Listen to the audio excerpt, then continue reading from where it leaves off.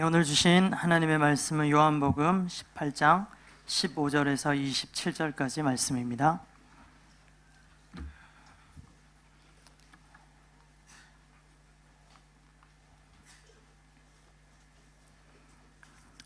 하나님의 말씀 저와 성도님들 한 절씩 교독하겠습니다. 시몬 베드로와 또 다른 제자 한 사람이 예수를 따르니 이 제자는 대제사장과 아는 사람이라 예수와 함께 대제사장의 집들에 들어가고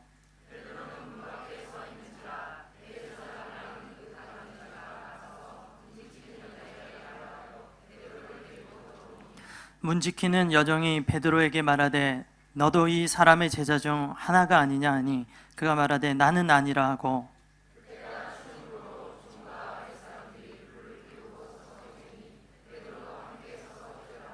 대제사장이 예수에게 그의 제자들과 그의 교훈에 대하여 물으니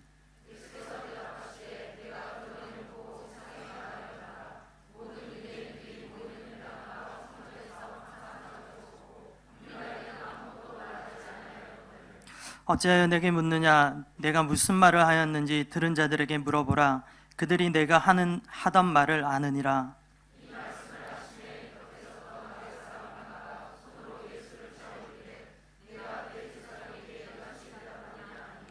예수께서 대답하시되 내가 말을 잘못하였으면 그 잘못한 것을 증언하라.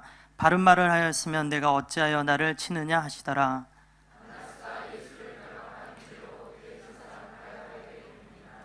시몬 베드로가 서서 불을 쬐더니 사람들이 묻되 너도 그 제자 중 하나가 아니냐? 베드로가 부인하여 이르되 나는 아니라 하니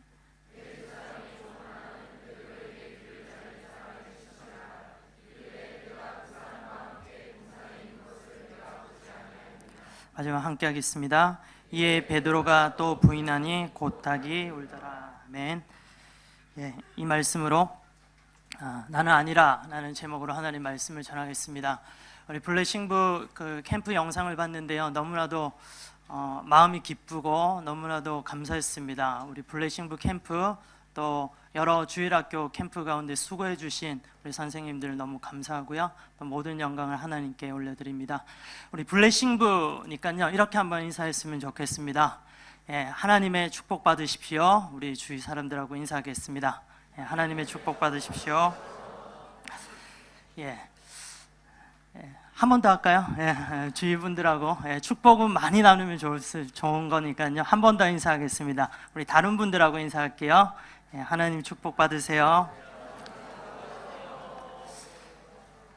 오늘 말씀의 포인트부터 먼저 말씀드리겠습니다. 오늘 말씀의 주제는 교만하지 말자, 그리고 겸손하자, 자기의 자아를 내려놓자, 이런 말씀으로 하나님 말씀을 증거하겠습니다. 여기서 먼저 질문 드립니다. 성도님들은 본인을 생각하실 때, 자기 자신을 생각하실 때 나는 교만한 사람이다 라고 생각하십니까? 아니면 나는 겸손한 사람이다 라고 생각을 하십니까? 스스로에게 질문해 보십시오. 또 대답도 해보시고요.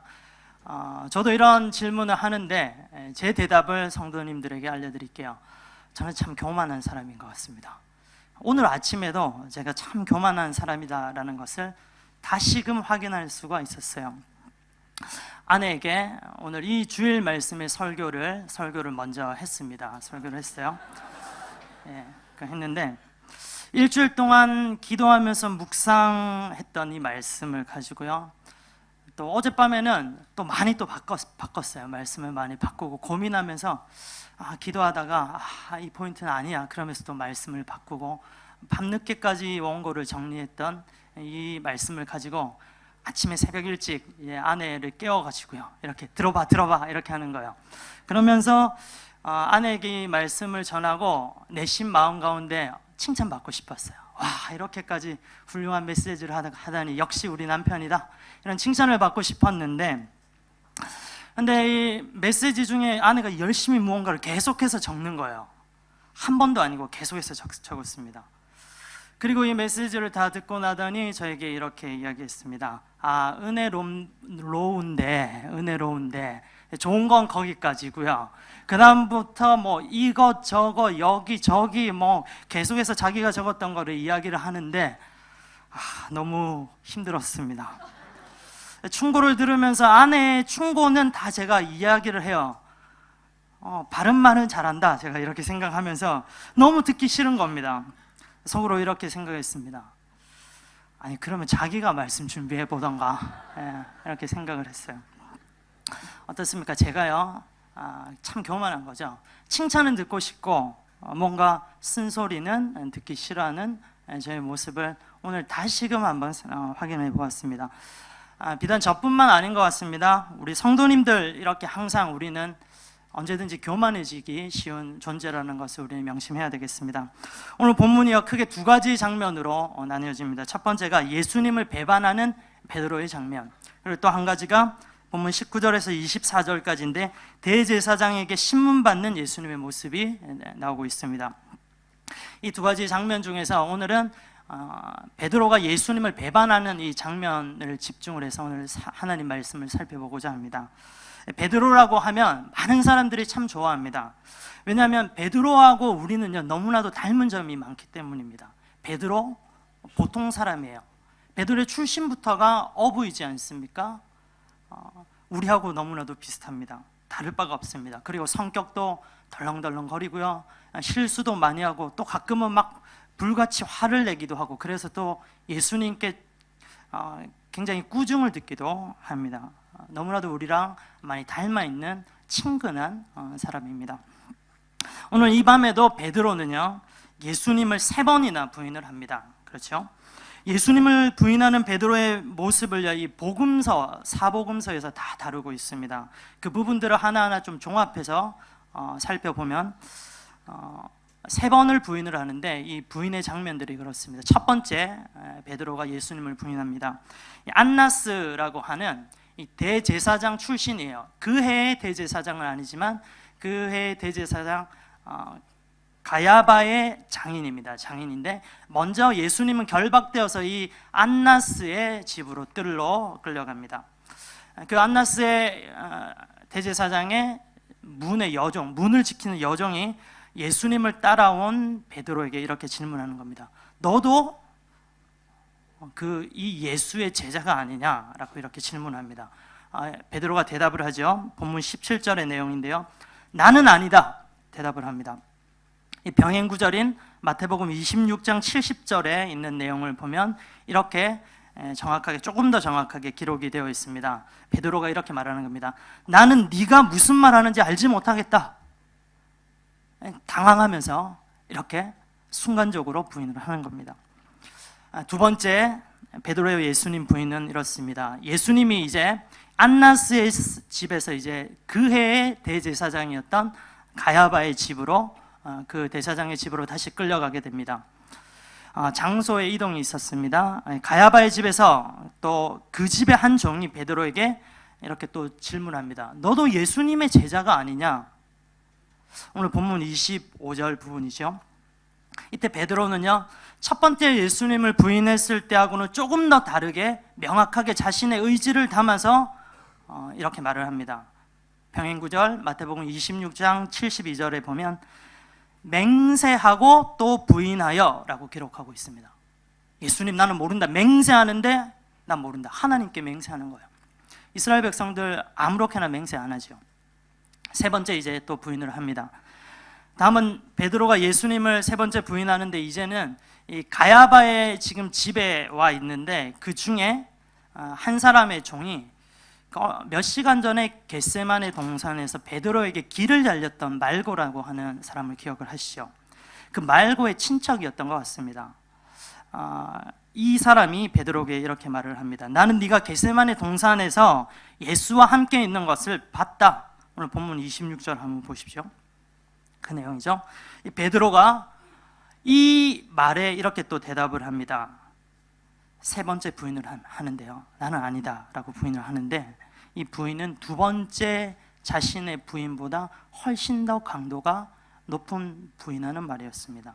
마태복음 26장 74절 병행 구절에 의하면요, 베드로는 예수님을 저주하며 맹세하여 부인했다라고 합니다. 처음에는 얼떨결에 부인했고요, 그 다음에는 맹세하면서 부인했고, 마지막에는 저주하면서 부인했다고 합니다. 누가복음 22장 61절에 의하면 베드로가 이 세 번째 예수님을 부인할 때 예수님하고 베드로가 눈이 마주쳤다라고 기록되어 있습니다. 그 순간에 닭이 우는 거죠. 본문 27절을 보십시오. 곧 닭이 울더라. 베드로는 아마 이 평생 이 순간을요, 자기가 마지막에 예수님을 저주하면서 부인했을 때 이때 순간 예수님과 눈이 마주치면서 닭이 울었던 이 순간의 찰나를 평생 잊지 못했을 거라고 생각을 합니다. 예수님을 누구보다 사랑했다라고 자부하면서 실제로 또 그 삶을 살아왔던 베드로가 어째서 이렇게 예수님을 배반하게 되었던 걸까요? 말씀의 포인트입니다. 오늘 말씀의 포인트인데요, 베드로의 교만이 그를 이렇게 실족하게 했습니다. 어째서 베드로가 교만했다라고 말을 할 수가 있겠습니까? 지금부터 그 이유에 대해서 우리가 말씀을 살펴보려고 합니다.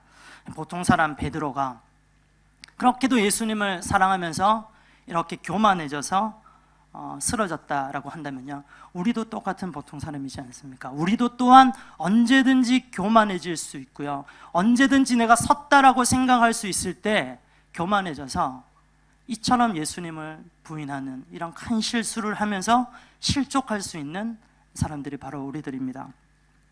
오늘 이러한 관점을 가지고 본문을 통해서 본문에 나오는 부분을 가지고 교만에 대해서 몇 가지 살펴보겠습니다. 첫 번째 교만입니다. 교만 첫 번째, 자아가 살아있어서 하나님보다 앞서 있는 것을 우리는 교만이라고 합니다.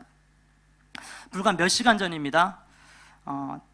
다락방에서요, 성만찬식이 있었을 때였습니다. 예수님이 베드로에게 닭 울기 전에 3번 네가 나를 부인할 거다 말씀을 하셨죠.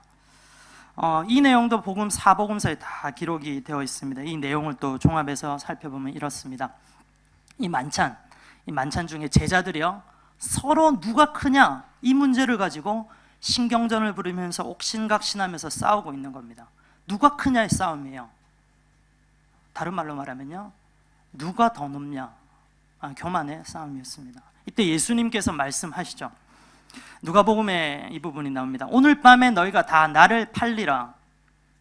특별히 예수님께서 베드로를 콕 지적을 하시면서 이렇게 말씀하십니다. 시몬아 시몬아, 보라 사탄이 너희를 밀가부르듯 하면서 나에게 요구를 한다 말씀하십니다.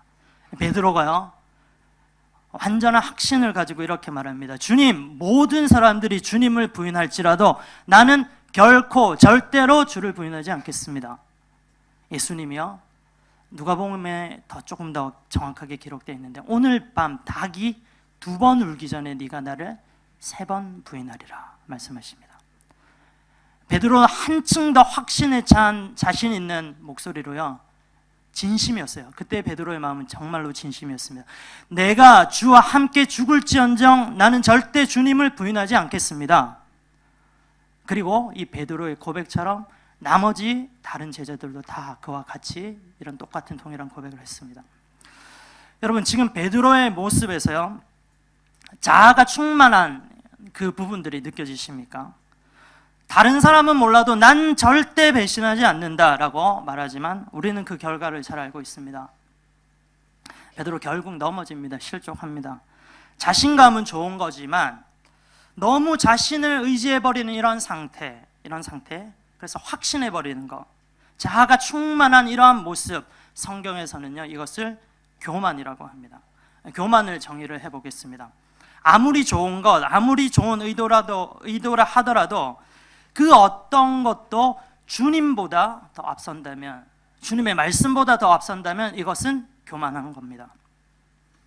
예수님 말씀은 어떻습니까? 예수님의 뜻은 무엇입니까? 네가 나를 팔리라, 이게 예수님의 뜻이고 말씀인데 베드로는 이 예수님 말씀과 뜻보다 더 앞장서서 예수님 위에 서서 이렇게 말합니다. 예수님이 틀렸어요. 내가 맞습니다. 다른 사람 몰라도 나는 절대 예수님 부인하지 않습니다. 주님보다 앞서 있는 베드로의 모습, 이게 바로 교만한 겁니다. 교만이라고 해서요 쉽게 사람들 앞에서 표면적으로 드러나게 자랑하고 뽐내고 우쭐하고 뭐 이런 것만이 교만이 아닙니다. 이런 교만은요 누구에게나 쉽게 보이는 그런 교만입니다. 이런 교만 앞에서 많은 사람들이요, 나는 저런 교만한 사람은 안 돼야지 하면서 긴장하면서 이런 교만을 또 멀리하기도 합니다. 그럼 오늘 지금 베드로가 보이는 이런 자아가 충만한 교만이 정말로 무서운 거예요. 이런 교만은 나 자신도 모르는 사이에 교묘하게 들어오는 경우가 많습니다. 왜냐하면 나는 옳은 일이다 생각하는 것에 나의 소신껏 나는 이 정도로 할 거야 하면서 행한 것뿐인데 이것이 교만일 줄은 몰랐다는 거예요. 나중에 넘어지고 나서야 내가 교만했구나, 그때서야 자신이 교만했음을 인정하게 되는 경우가 많습니다. 사탄이요, 교만하는 것을 너무 좋아합니다. 교만의 냄새를 참 좋아해요. 사탄에게 교만의 냄새는 그저 지나칠 수 없는 그런 맛있는 냄새입니다. 교만한 사람을 보면요, 그냥 지나갈 수 없어요. 반드시 그 사람을 건드려서요, 그 사람을 통해서 자신의 일을 하려고 합니다. 사탄이 그렇습니다. 사탄은 교만한 존재이지 않습니까? 이 교만한 존재가 다른 사람들도 자신처럼 교만하게 해서 하나님을 대적하게 하여서 결국은 하나님께 멸망받게 하는 겁니다. 이게 사탄의 전략입니다. 우리 삶에서 우리가 교만함으로 이러한 부작용들을 많이 겪고 있습니다. 어떤 부작용들이 있을까요? 교만할 때요, 서로 자신이 크다고 싸웁니다. 오늘 예수님의 제자들이 그러한 모습을 보였죠. 그리고 또 교만할 때요, 왜 나를 안 알아주냐는 겁니다. 나를 안 알아주어서 삐치고 또 화를 냅니다. 또 교만할 때 상대가 미워지는 거예요. 또 교만할 때 질투가 나면서 또 상대방이 또 나를 또 미워하게 합니다. 그런 행동을 해요. 또 어떨 때는 교만함이 너무 큰 나머지 때때로 실패했을 때 그 교만함에 컸었던 교만함에 비례해서 더 낙담해서 아예 일어나지 못하는 경우도 있습니다. 다 교만한 사람들입니다.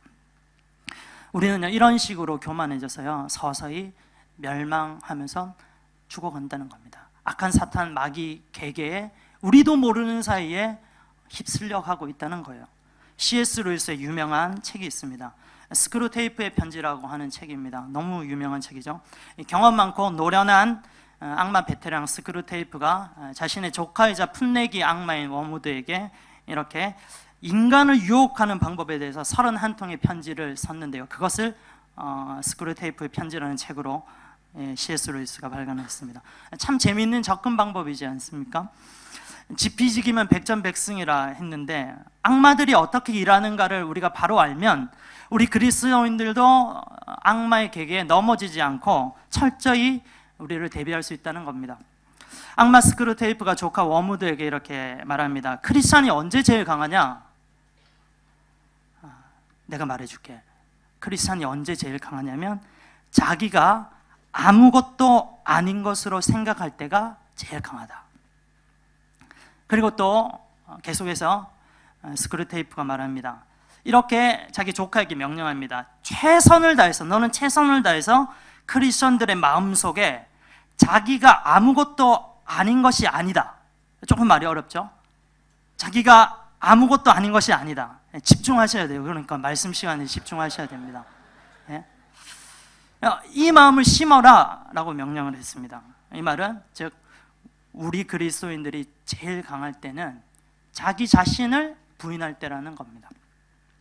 사탄은 그리고 엄청나게 지금 열심히 일을 하고 있는데요, 사람들에게 자기가 자기 자신을 부인하지 못하도록 하는 그 일을 지금도 밑바닥에서는 열심히 일을 하고 있다는 겁니다. 사랑하는 성도 여러분, 우리는 자기 자신을 부인할 수 있어야 됩니다. 내 안에 있는 나의 모든 것, 즉 우리의 자아가 예수님보다 더 앞서거나 하나님보다 더 앞서거나 하나님이신 말씀보다 앞서서는 안 되겠습니다. 날마다요, 자기를 십자가 앞에 못 박고 나는 죽고 예수만 사는 그러한 은혜가 넘치기를 간절히 기도합니다. 두 번째 교만함입니다. 교만 두 번째, 칭찬으로 우리는 쉽게 교만해질 수 있는 존재입니다. 오늘 본문의 시점으로부터 약 6개월 전인데요, 예수님께서 제자들만 따로 데리고 십자가를 이제 준비하시면서 가이사랴 빌립보라는 곳으로 졸업여행을 가십니다. 지금까지는 예수님이 대중사역을 해 오셨지만 이 시점을 기준으로 해서 제자들에게만 집중적으로 훈련을 하시는 거예요. 이 가이사랴 빌립보에서 예수님께서 많은 사람들과 특별히 제자들에게 이렇게 질문합니다. 너희는 나를 누구라 생각하느냐? 여기에 베드로의 우리 신앙 고백을 잘 알고 있습니다. 주는 그리스도시요 살아계신 하나님의 아들이십니다. 이 기독론이에요. 기독론. 예수님이 하나님이시고 살아계신 하나님의 아들이십니다. 이 놀라운 고백을 베드로가 합니다. 예수님 너무 기쁘셨어요. 그리고 이 베드로를 칭찬을 해주시는데요, 마가복음 16장 17절과 17, 18절에 예수님께서 베드로에게 해주셨던 그 칭찬 내용이 있습니다. 제가 한번 읽어볼게요. 예수님이 이렇게 칭찬하셨어요. 베드로야, 네가 복이 있다. 이렇게 나를 고백할 수 있었던, 신앙 고백을 할 수 있었던 것은 하늘에 계신 아버지께서 너를 도와주신 것이다. 너는 베드로다. 이 반석 위에 내 교회를 세울 것이다. 음부의 권세가 이기지 못할 거다. 내가 천국 열쇠를 줄 거야. 네가 땅에서 무엇이든지 매거나 풀면 하늘에서도 그렇게 매고 풀릴 것이다. 베드로가 감당할 수 없는 이런 칭찬들을 예수님께서 하신 것입니다. 예수님께서 베드로에게 이 칭찬을 하신 이후입니다. 바로 직후에 조금 전혀 예상할 수 없었던 놀라운 이야기를 예수님께서 제자들에게 하십니다. 자신이 이제 곧 얼마 뒤에, 이제 6개월 뒤죠. 6개월 뒤에 십자가에서 못 박혀서 죽고 사흘 만에 다시 부활하실 것을 제자들에게 이야기를 합니다. 이때 베드로의 반응이 그렇습니다. 베드로는 예수님께 항변했다고 해요. 그 말씀을 우리가 한번 찾아보면 좋겠습니다. 마태복음 16장 22절입니다. 마태복음 16장 22절.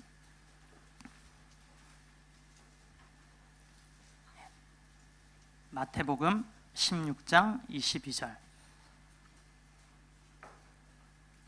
다 찾으셨으면 같이 읽어보겠습니다. 시작. 베드로가 예수를 붙들고 항변하여 이르되 주여 그리 마옵소서. 이 일이 결코 주께 미치지 아니하리이다. 예수님께 엄청난 칭찬을 받았던 그 베드로가 이렇게 말합니다. 예수님께 항변하고 있다고요. 항변이 뭡니까? 따지듯이 반항하면서 결코 주께 이런 일이 미치지 않습니다. 절대 주님은 죽으실 일이 없습니다. 말하고 있습니다. 지금 아까 말씀드렸던 것처럼요, 베드로가 예수님보다 더 위에 서서 예수님을 가르치려고 하고 있습니다. 어느덧 자기도 모르는 사이에 교만해져 있는 베드로의 모습. 예수님께서요, 교만한 베드로에게 이렇게 또 말씀을 하십니다. 마태복음 16장 23절입니다. 함께 읽어볼게요. 시작. 예수께서 돌이키시며 베드로에게 이르시되 사탄아 내 뒤로 물러가라. 너는 나를 넘어지게 하는 자로다. 내가 하나님의 일을 생각하지 아니하고 도리어 사람의 일을 생각하는도다 하시고. 아까 말씀드렸죠. 사탄은요, 교만한 자들을 그냥 지나치지 않습니다. 그들에게 다가가서 어떻게든 그들을 찝쩍거리고 그들을 통해서 건드려서 자신들의 일을 하려고 합니다. 베드로 큰 칭찬 뒤에 교만하여서 지금 넘어지고 있는 모습입니다. 많은 사람들이요, 인정받고 칭찬받는 것을 참 좋아합니다. 이 칭찬의 맛이요, 너무 맛있어요. 칭찬은 고래도 춤추게 한다면서요. 그렇습니다. 정말로 칭찬 한마디에 강력한 에너지가 있어서 쓰러진 사람들이 다시 일어나고 부정적이었던 사람들이 긍정적으로 변하게 됩니다. 정말로 칭찬의 능력은 대단한 것 같아요. 그런데 칭찬이라고 하는 것이 참 정말로 우리가 주의해야 될 부분이 있습니다. 이 칭찬은 양날의 검과도 같습니다. 그렇죠? 우리가 칭찬받을 때 늘 조심해야 됩니다. 왜냐하면 이 칭찬으로 내가 교만해질 수 있고 그로 말미암아 또 넘어질 수 있기 때문입니다. 누군가에게 칭찬 받아야 되는데 칭찬 못 받으면요, 섭섭하고, 또 인정받아야 되는데 인정 못 받으면 정말 화가 나기까지도 합니다. 우리는요, 칭찬 받으면 받을수록 더 쉽게 내가 넘어질 가능성이 더 많겠구나 라는 생각으로요, 긴장하지 않으면 안 되겠습니다. 교만 세 번째입니다. 기도하지 않는다는 것, 이것이 교만의 증거입니다. 오늘 우리가 계속해서 이 말씀을 관련해서 교만에 대해서 살펴보고 있습니다. 그 세 번째, 기도하지 않는 것, 교만의 증거입니다. 요즘 내가 영 기도하지 않는다 이렇게 생각하시는 분 계세요. 그렇다면요, 나도 모르는 사이에 본인이 교만해져 있을 가능성이 큽니다. 베드로와 제자들은요, 예수님께서 분명히 특별히 베드로를 지적하시면서 사탄이 밀가부르듯 너를 지금 막 흔들려고 지금 나에게 이야기하고 있다.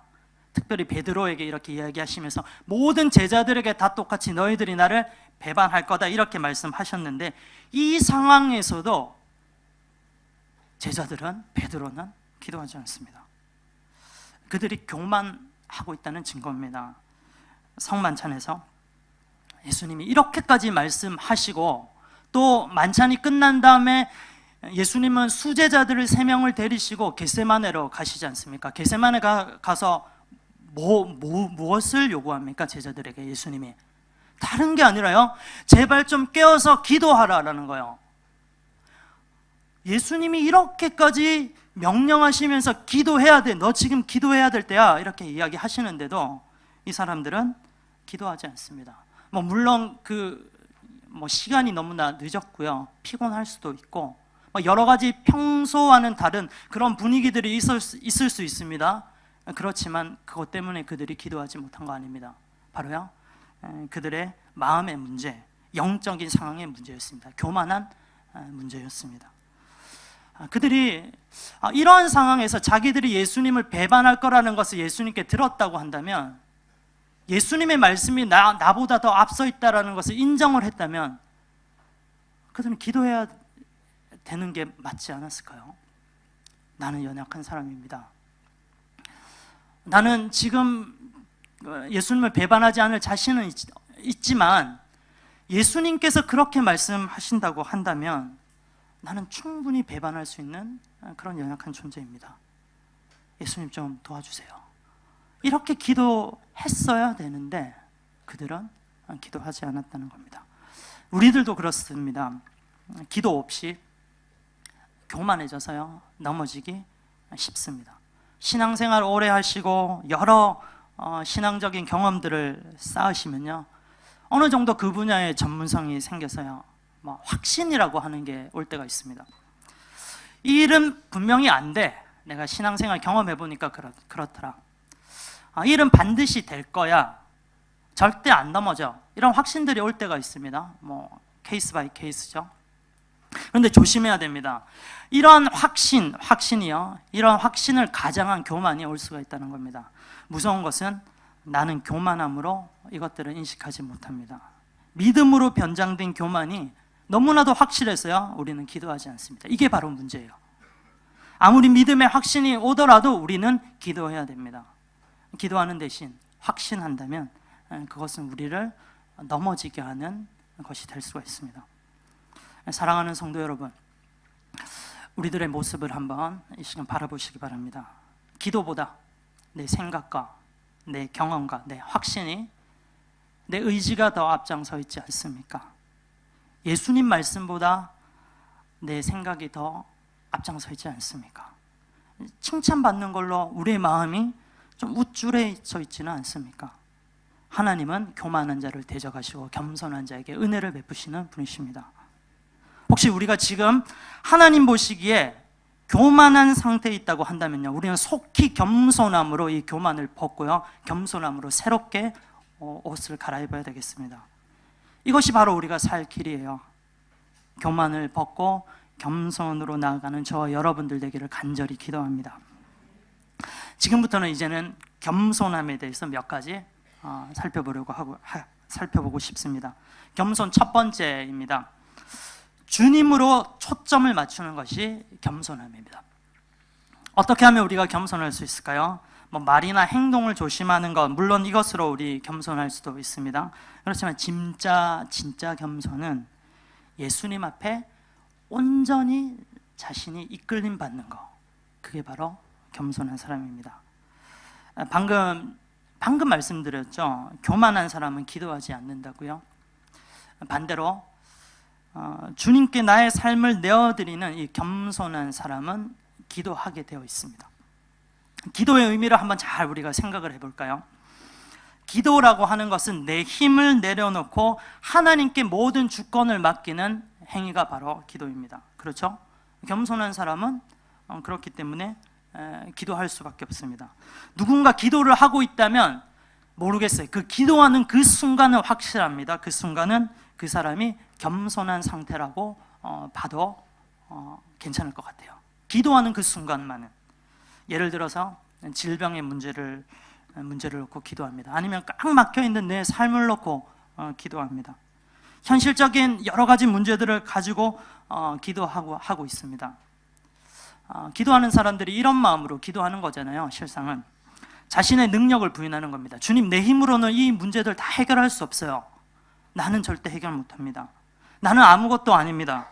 그래서 주님이 지켜주셔야 되고요, 주님이 은혜 베풀어 주셔야 되고, 주님께서 나 고쳐주셔야 되고, 내 문제 이끌어 주셔야 되고, 해결해 주셔야 됩니다. 이게 이런 마음으로 우리는 기도하는 거잖아요. 내 삶의 주도권을 다 예수님께 맡겨드리는 것, 그게 바로 기도하는 모습, 겸손한 모습입니다. 기도함으로 내 계획도 내려놓고 내 자아도 내려놓고 하나님의 음성에 귀를 기울이게 됩니다. 나의 약함을 인정하고요, 하나님만 절대적이다 인정하면서 하나님께 나아가는 모습, 그러니까 기도하는 사람이 겸손한 사람입니다. 혹시 나는 기도하지 않는데, 내가 지금 기도하지 않고 있는데도 오늘 본문의 베드로처럼 이런 확신들이 막 들 때가 있습니까? 이거 하면 반드시 부흥할 거야, 성공할 거야, 막 이런 확신들. 그렇다면 우리는요, 영적으로 긴장감을 가지고 얼른 기도의 자리로 나와야 되겠습니다. 그리고 나도 모르게 내가 가지고 있는 이 교만함들을 다 벗어버려야 됩니다. 기도하는 사람들은 절대 장담하지 않습니다. 기도를 통해서 하나님의 뜻을 묻습니다. 기도하는 사람들 겸손하게 하나님의 음성에 귀 기울이는 그런 사람들입니다. 누군가에게 칭찬 들을 때 우리는 이렇게 기도해야 될 것 같습니다. 주님이 들으셔야 될 칭찬을 제가 들었습니다. 주님, 저는 아무것도 아닙니다. 주님이 저에게 실력을 주셔서 제가 이 일을 감당했고요, 주님께서 나에게 지혜를 주셔서 제가 이 일을 감당했습니다. 주님이 영광 받으시고요, 주님, 저를 계속해서 지속적으로 사용해 주세요. 이런 기도를 우리가 해야 될 것 같습니다. 베드로의 경우도 예수님께 3번 배반할 거라 네가 이런 이야기를 들었을 때 정말로 이렇게 기도했으면 얼마나 좋았을까요? 주님, 나는 아무것도 아닙니다. 주님의 은혜가 아니면 내가 아무것도 할 수 없습니다. 주님이 나에게 배반한다고 하시니 내가 배반하겠죠. 그러나 이것을 이길 수 있는 은혜를 주세요. 나는 언제든지 넘어질 수 있는 존재입니다. 언제든지 제 환경만 만족이 된다면, 충족이 된다면 죄를 짓는 나는 그런 사람입니다. 주님, 나를 붙들어 주세요. 이런 기도가 베드로의 입에서 나왔으면 얼마나 좋았을까 생각을 해봅니다. 겸손, 두 번째입니다. 실족한 경험으로 인하여서 우리는 겸손할 수 있습니다. 때로는 우리의 넘어짐이, 우리의 실패가 유익이 될 때가 있습니다. 왜냐하면 넘어지게 되면, 실패하게 되면 겸손을 배울 수 있기 때문이에요. 우리는 성공을 원하고요, 성공해서 성공하는 것을 원합니다.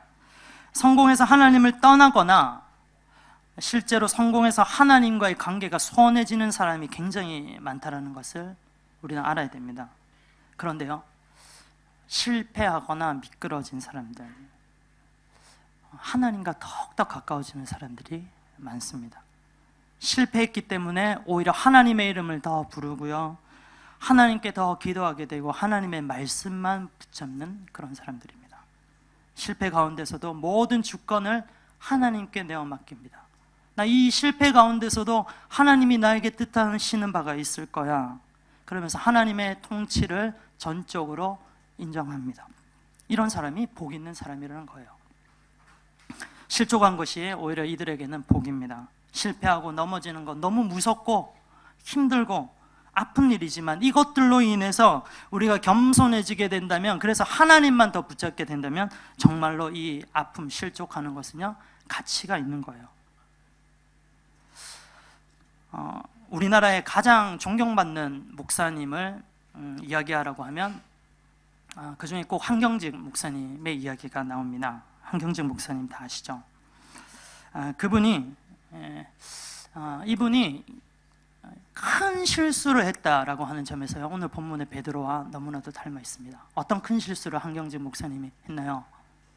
신사참배했죠. 신사참배했어요. 1992년도 기독교 종교계의 노벨상이라고 불리는 템플상을 한경직 목사님이 수상할 때 많은 기독교 언론들이 모여서 한경직 목사님을 인터뷰했습니다. 이 상을 받으시는데 정말로 영광스럽겠습니다. 한번 소감을 이야기해 주세요.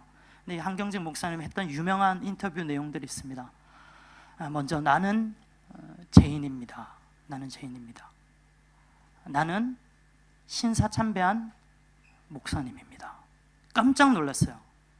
주위에서 한경직 목사님 알고 있는 사람들은 평소에도 많이 고백하시는 이런 말이었기 때문에 알 수 있었는데, 모든 세계 기독교인들에게 다 나가는 이 매스컴 앞에서 내가 신사참배한 사람이다, 자기의 실패를, 실족을 공개적으로 드러냈어요. 이런 신사참배한 죄인을 하나님께서 한국교회를 위해서 사용해 주신 것, 내가 너무너무 감사하게 생각하고 있습니다. 한경직 목사님의 이런 고백입니다. 어떻습니까? 이런 모든 사람들 앞에서 자신의 신사참배했던 것들, 큰 실수를 고백했었던 한경직 목사님, 평소에 그의 삶이 어땠을까요?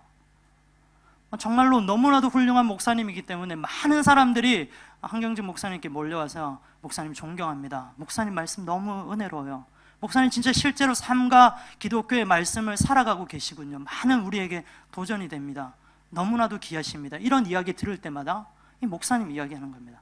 나는 죄인이에요.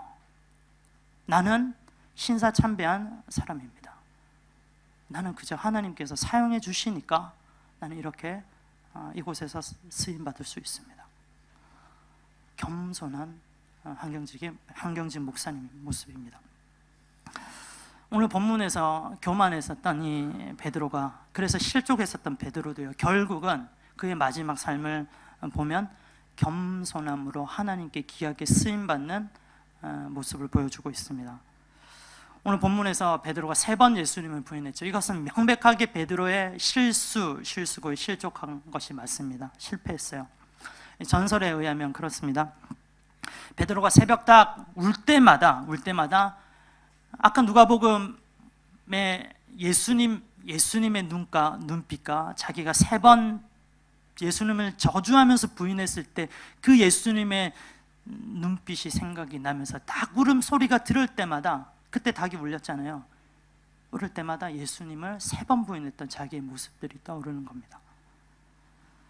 그래서 무릎 꿇고 울면서 자신의 실수했었던 것, 실족했었던 것들을 다 회개합니다. 그런데요, 새벽에 닭이 울 때마다입니다. 닭이요, 언제 울어요?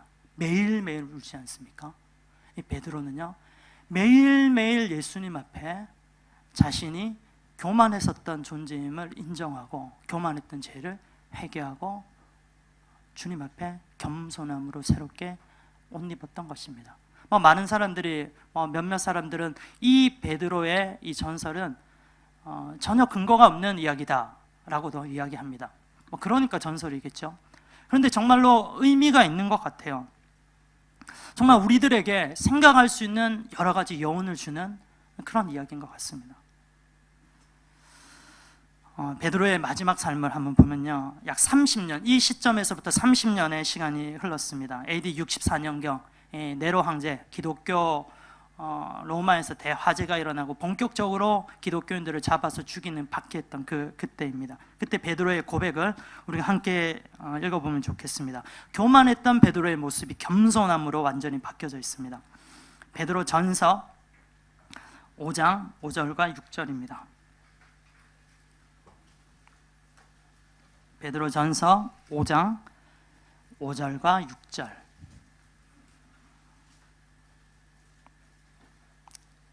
같이 읽겠습니다.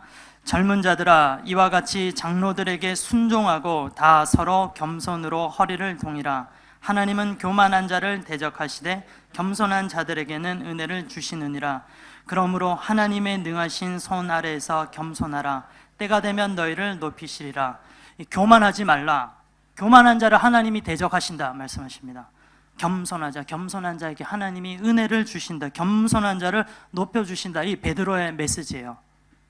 당시 말씀을, 베드로전서의 말씀을 들었던 1차 독자들, 지금 터키 지방의 소아시아 지방의 여러 교회들이 회람 문서로 이 말씀들을 들었습니다.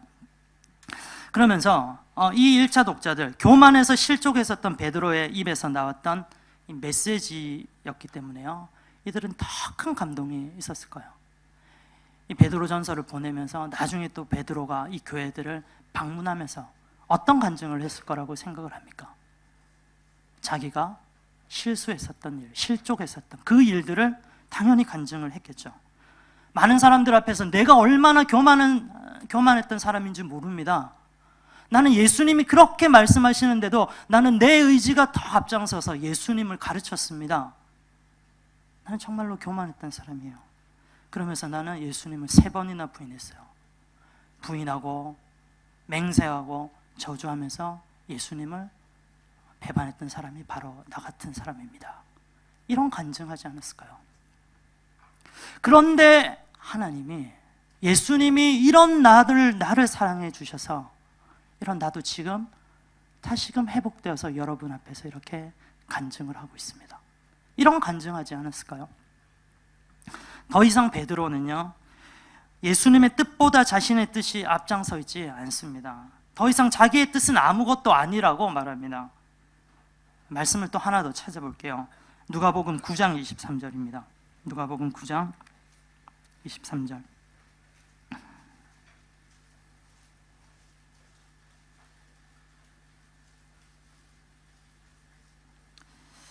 같이 읽겠습니다. 또 무리에게 이르시되 아무든지 나를 따라오려거든 자기를 부인하고 날마다 제 십자가를 지고 나를 따를 것이니라. 한 번 더 읽어보겠습니다. 또 무리에게 이르시되 아무든지 나를 따라오려거든 자기를 부인하고 날마다 제 십자가를 지고 나를 따를 것이니라. 베드로의 교만은요, 자기 부인을 할 수 없었던 모습이었어요. 오늘 본문에서 우리가 보는 것은, 그러니까 당연히 예수님을 배반하면서 십자가를 지지 않았습니다. 이 말씀, 누가복음 9장의 이 말씀이 언제 예수님께서 해주셨던 말씀이냐면, 아까 우리 말씀의 서두로 다시금 돌아가면요, 예수님께서 대중사역을 마치시고 제자들을 집중적으로 가르치실 때, 이때 가이사랴 빌립보에 졸업여행을 갔다고 말씀드렸죠. 그때 베드로의 엄청난 신앙 고백이 있은 뒤에 예수님께서 이 말씀을 해주신 거예요. 이때 베드로의 모습이 어땠다고요? 길길이 뛰면서 예수님께 항변하면서 절대 예수님 내가 죽게 못합니다. 예수님 죽을 수 없어요. 자기 부인하지 않았던, 교만했었던 베드로, 십자가 질 수 없었습니다. 그런데 이후에 베드로가 겸손해져서요, 주님께 자신의 삶을 다 내어 맡길 때, 성령님께 자기의 모든 것들을 내어 맡길 때 그는 기꺼이 십자가를 질 수 있었습니다.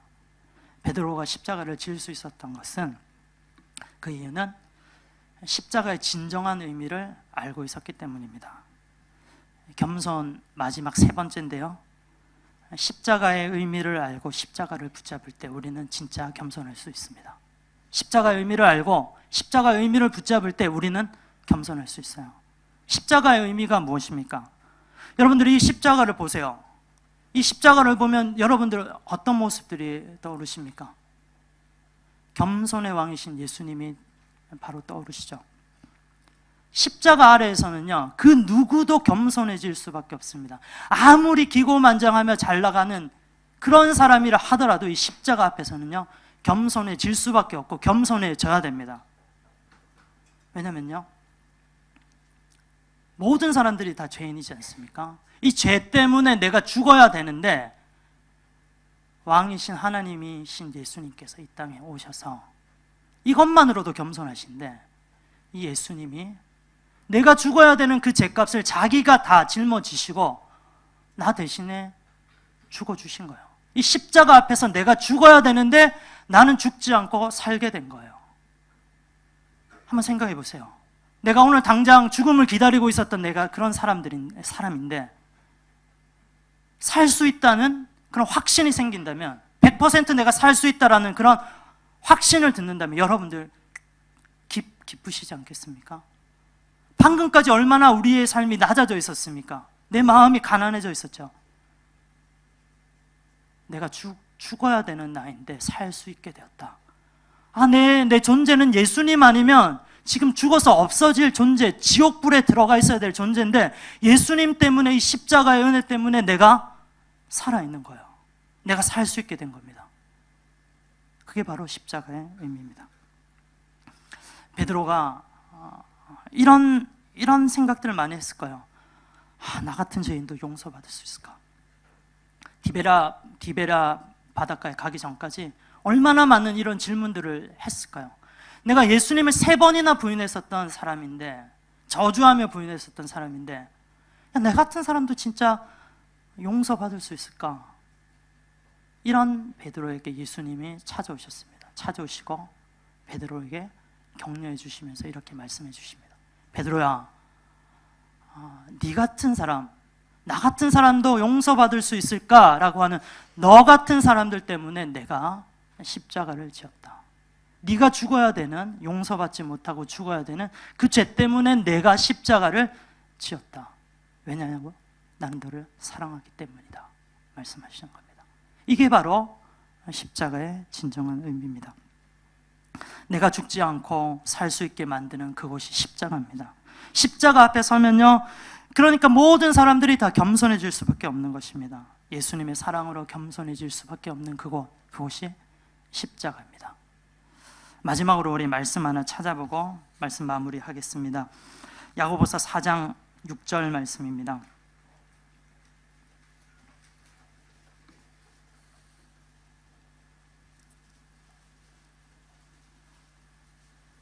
자, 같이 읽겠습니다. 그러나 더욱 큰 은혜를 주시나니 그러므로 일렀으되 하나님이 교만한 자를 물리치시고 겸손한 자에게 은혜를 주신다 하였느니라. 하나님이 교만한 자를 물리치시고 겸손한 자에게 은혜를 주신다 하였느니라. 사랑하는 성도 여러분, 우리도 모르는 사이에 우리가 스스로 교만해져 있을 수도 있습니다. 그러니까요, 나는 매일매일 십자가 앞에 나가서요, 나는 교만한 상태가 아닐까, 이 겸손으로 바꿔주는 이 십자가 앞에서 우리가 나가서 우리의 교만함을 점검을 해야 됩니다. 나의 자아가 혹시 예수님보다 앞서 있습니까? 그것이 가장 큰 교만입니다. 십자가 우리 주 예수 그리스도 앞에 자신을 내어놓고요, 주님을 따르는 그런 겸손한 사람이 되기를 간절히 바랍니다. 이번 한 주간도 십자가 앞에서 겸손해지기를 간절히 바랍니다. 최고의 겸손을 보여주신 예수님의 십자가 사랑을 묵상해 보십시오. 우리는 겸손해질 수밖에 없습니다. 우리 시간 함께 찬양하겠습니다. 나는 아무것도 아닙니다 라는 찬양입니다. 주님, 정말로 나는 예수님의 사랑이 아니면 아무것도 아닙니다. 나는 예수님 사랑 아니면 아무것도 못해요. 주님, 나는 예수님의 능력이 아니면 정말로 한순간도 살지 못합니다.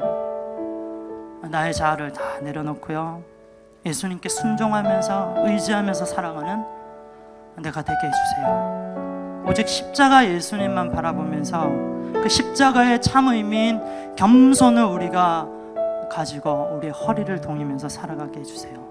이런 기도하는 마음으로, 본인의 간증으로, 본인의 고백으로 함께 찬양하겠습니다. 나는 아무것도 아닙니다. 나는 아무것도 아닙니다. 주님의 사랑이 없으면 나는 아무것도 모릅니다. 주님의 지혜가 없으면 나는 아무것도 못합니다. 나는 아무것도 못합니다. 주님의 능력이 없으면 나는 한순간도 못 삽니다. 주님의 생명이 없으면 이제 내가 사는 것 아니요 이제 내가 사는 것 아니요 그리스도 내 안에 사시니 오직 그의 생명이 나의 생명 나의 모든 날들도 주의 것 나는 오직 한 분 바랍니다. 나의 아버지 나의 구원 나의 주 한 번 더 고백하기를 원합니다. 나는 아무것도 아닙니다. 주님의 사랑이 없으면 나는 아무것도 모릅니다. 주님의 지혜가 이제 내가 사는 것 아니요 이제 내가 사는 것 아니요 그리스도 내 안에 사시니 오직 그의 생명이 나의 생명 나의 모든 날들고 주의 것 나는 오직 한 분 바랍니다. 나의 아버지 나의 구원 나의 주 나는 오직 한 분 바랍니다. 나는 오직 한 분 바랍니다. 나의 아버지 나의 구원 나의 주 자, 우리 이 시간 함께 오늘 하나님께서 주셨던 말씀 가지고 기도하겠습니다. 창조주 하나님, 사랑의 하나님, 내 삶에 교만하게 하는 모든 것들을 이 시간 끊어지게 해 주시옵소서. 특별히 다른 것 아닌 내 자아가 예수님의 말씀보다 하나님의 말씀보다 하나님의 뜻보다 앞서 있는 그런 교만한 상태가 아닌가 점검해 봅니다. 주님, 오직 우리가 예수님께 이끌림 받는 그런 겸손한 자 되게 하여 주시옵소서. 오직 하나님께 온전히 십자가 앞에 날마다 나아가서 우리의 교만한 모습 있지 않은가 점검하며 겸손함으로 새롭게 옷 입는 우리들 되게 하여 주시옵소서. 하나님, 교만한 자를 대적하신다 하시고 겸손한 자에게 은혜를 주시고 높여주신다 하시는데 하나님, 우리를 불쌍히 여겨주시고 성령으로 이끌어 주시사 교만하지 않게 하시고 겸손하게 하여 주시옵소서. 함께 기도하시겠습니다. 사랑의 하나님, 감사합니다. 우리에게 겸손한 은혜를 더하여 주십시오. 하나님 아버지, 교만하지 않게 하여 주십시오. 하나님, 모르겠습니다. 내 의지가, 내 자아가, 내 에고가 나와서 하나님, 내 경험이 나와서 내 판단이 나와서 내 선택이 나와서 어느덧 하나님 절대라는 말을 하시면서 하나님 아버지 교만한 모습으로 나가고 있는 나의 모습입니다. 하나님, 은혜를 더하여 주십시오. 하나님, 긍휼히 여겨주십시오. 하나님, 교만하지 않게 하여 주시고 하나님, 겸손한 은혜를 허락하여 주십시오. 날마다 겸손한 우리가 되게 하여 주십시오. 하나님 아버지, 오늘 이 시간에 하나님 앞에 나와서 십자가 앞에 하나님을 찬양하고 영광 돌리며 예배하는 우리 예배자들, 하나님 겸손으로 우리가 허리를 돌리고 새롭게 옷 입는 자들 되게 하여 주십시오. 교만일랑 우리의 모든 삶에서 다 떠나가게 하여 주십시오. 악한 사탄들 다 떠나가게 하여 주십시오. 하나님 아버지, 은혜를 하여 주시고 날마다 십자가 붙들고 살아가는 우리를 다 되게 하여 주십시오. 하나님의 은혜 감사합니다.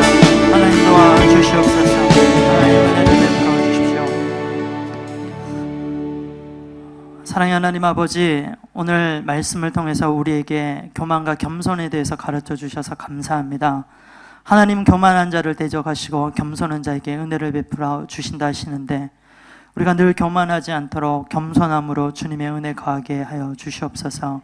날마다 십자가 앞에서 겸손함으로 무장하게 하시고 우리를 사랑하신 예수님의 은혜에 감사하고 감격하는 그런 겸손의 은혜를 주시옵소서. 주님의 은혜 감사드리며 예수 그리스도의 이름으로 기도드립니다. 아멘.